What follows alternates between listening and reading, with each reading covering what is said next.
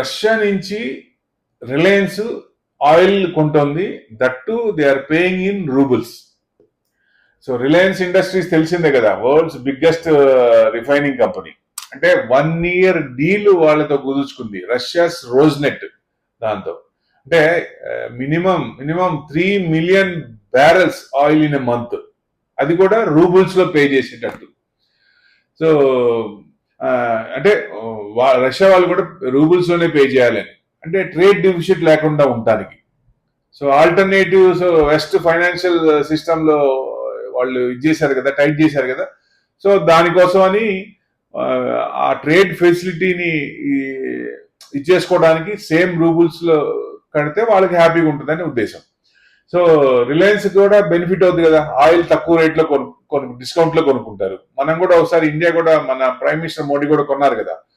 So ఎపెక్ plus group కూడా extend చేస్తుంది, అంటే voluntary supply cuts beyond June తర్వాత అంటే ఆయిల్ కంట్రోల్ చేయడానికి చూస్తోంది. సో June 2 మీటింగ్ ఉంది.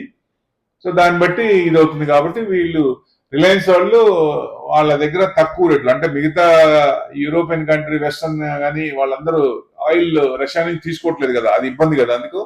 సో తక్కువ రేట్లోనే మంచి రేట్లో రిలయన్స్ తీసుకున్నట్టు. రిలయన్స్ కంపెనీ అందరికి తెలిసిందే, ఇండియా బిగ్గెస్ట్ బయర్.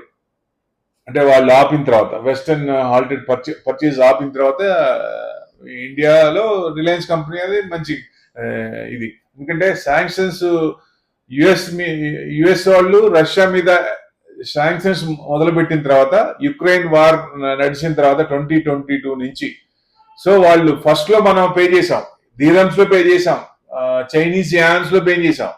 ఇప్పుడు వాళ్ళు రూబుల్స్ లో పే చేయమని డిమాండ్ చేస్తున్నారు. సో ఎందుకంటే ట్రేడ్ డిఫిసిట్, ఎక్స్పోర్ట్ ఇంపోర్ట్ ఇది కాకుండా ఉండడానికి, ట్రేడ్ డిఫిసిట్ రాకుండా ఉండడానికి రూబుల్స్ లోనే పే చేయాల అన్నారు. సో రిలయన్స్ వాళ్ళు అలానే చేశారు. సో తక్కువ రేట్లో వస్తుంది కాబట్టి రిలయన్స్ కూడా మంచి ప్లస్ పాయింటే కదా ఇది. Thank you very much.